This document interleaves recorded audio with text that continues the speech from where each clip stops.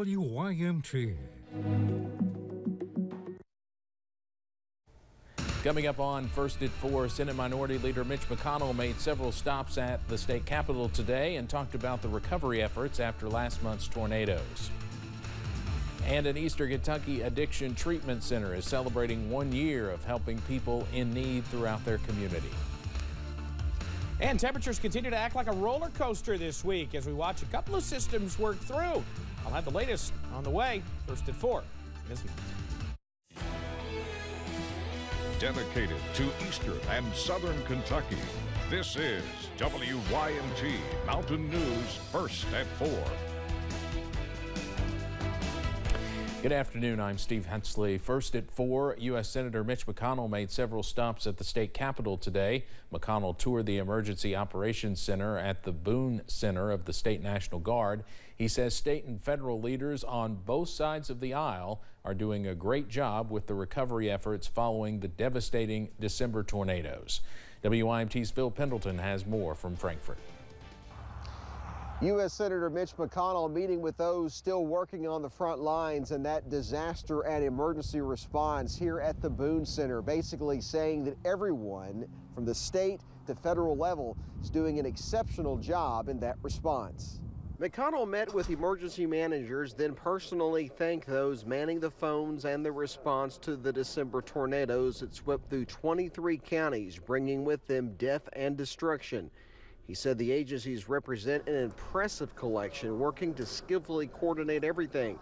He also says there is no political partisanship in what's taking place. We're staying in close touch with the state administration and all of these folks to make sure that there's any other federal assistance that we can tap. We want to be able to do it.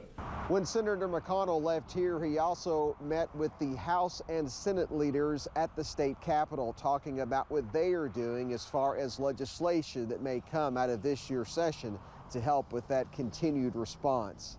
In Frankfort, Phil Pendleton, WYMT Mountain News. Senator McConnell also said he was going to discuss plans for the infrastructure package for Kentucky and how it may benefit work on the Interstate 69 bridge in Henderson and the Brent Spence Bridge in northern Kentucky. Brightview's London Addiction Treatment Center held a recovery rally today, celebrating 1 year of working to help the community.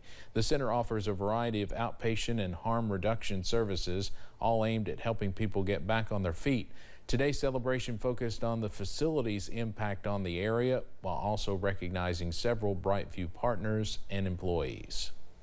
We have already helped 550 patients. Hopefully that will increase. We could help more. I think that we have expanded access in this area. We don't require an appointment. We do accept walk-ins, and so we try to do everything we can to lower those barriers for patients to receive treatment. To learn more about the resources Brightview provides, you can visit our website at WYMT.com.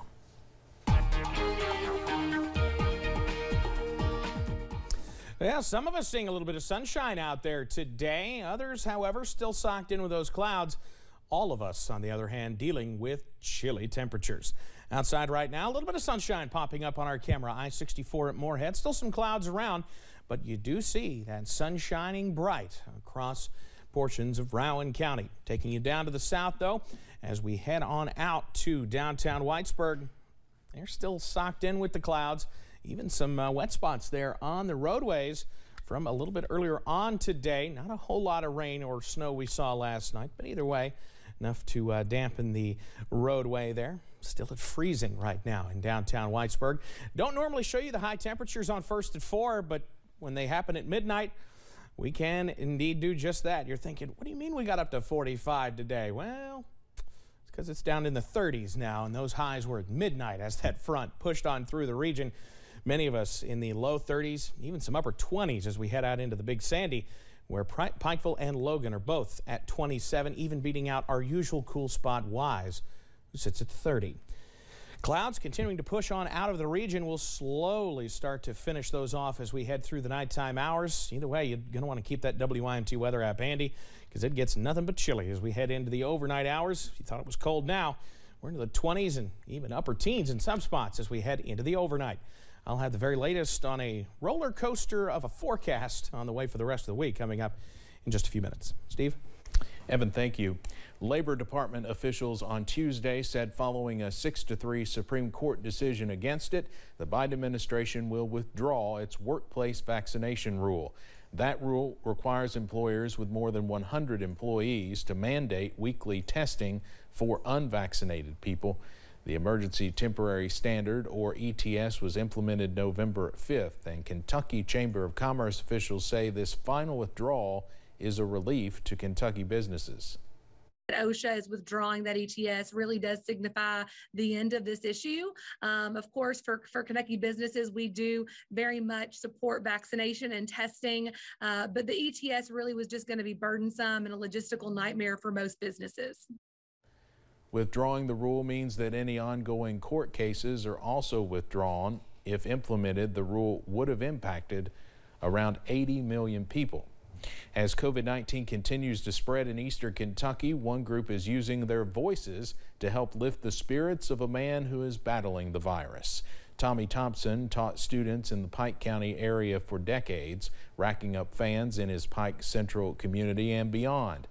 Now he is battling COVID-19 after years of other health and life battles. As part of that fight, his loved ones wanted to give him a pick-me-up, so former students and colleagues came together to sing him through the sickness in a video that's gaining some attention. We were all crying. We all were just so touched because you see the reach that he has. We know that his impact goes on for generations, and this is just a little token of our appreciation for what he has done. Great story. Coming up at 6, hear more about the hundreds of well wishes and more than 50 voices that came together to be a part of this positive message. For the best protection against COVID-19, the CDC recommends layered masks like the N95 and notes that a snug fit is crucial. But with so many masks on the market, it can be confusing. CBS's Elise Preston takes a closer look at the different types of masks with the help of an aerosol scientist. There are a lot of opinions on what kind of masks offer the best protection against COVID-19. The most important thing I look for when I'm picking a mask is the amount of protection that it's going to give. I think anything could be a mask as long as it's just covering your mouth and your nose. Mechanical engineer Aaron Collins somewhat agrees. The mask you're wearing is better than no mask at all. But Collins, a self-described mask nerd, has put his specialty in aerosol science to the test at his own home laboratory. There's a little aerosol generator here. He fills a room with a harmless sodium chloride solution and tries out masks one by one. Throughout the pandemic, he's been posting his raw data and analysis on YouTube. Watching that concentration come down. He looks for filtration, fit, and comfort, but has his favorites, including the N95 from 3M, the KN95 from Powacom, and from LG, the KF94. And the KF94 is the South Korean standard. It's their general population mask standard. They designed it for like what would you have to do if you had a pandemic and you needed to mask everyone. Collins says if you order masks online, get them directly from the manufacturer. If you'd rather pick them up in person, the federal government is rolling out a free mask program in pharmacies around the country. Those masks will be N95 masks. For KN95 masks, Collins says a real one must be labeled with the words KN95, the name of the manufacturer and the standard it was tested against. The CDC says 60% of KN95s on the market are counterfeit. Elise Preston, CBS News, New York. Pfizer and BioNTech have begun a clinical trial for an Omicron-specific COVID-19 vaccine. The companies say they are studying the safety, tolerability, and level of immune response in 1,400 healthy adults ages 18 to 55. Some patients will be getting the vaccine as both a primary dose and a booster dose. Despite this new clinical trial, Pfizer does not expect production of the original vaccine to be affected. They still plan to produce 4 billion doses in 2022. Adults in Israel are now urged to receive a 4th dose of a COVID-19 vaccine. Israel's COVID advisory panel announced earlier this week they are officially recommending the 4th dose if 5 or more months have passed since their 3rd. even if adults do not have any conditions that would put them at an advanced risk for serious illness. Panel officials say a study of more than 400,000 people shows it provided 3 times as much protection against serious illness and double the protection against infection. Let's head over to Wall Street now on this Tuesday. The Dow closes down today, more than 66 points. We'll have more financial news coming up in our next half hour.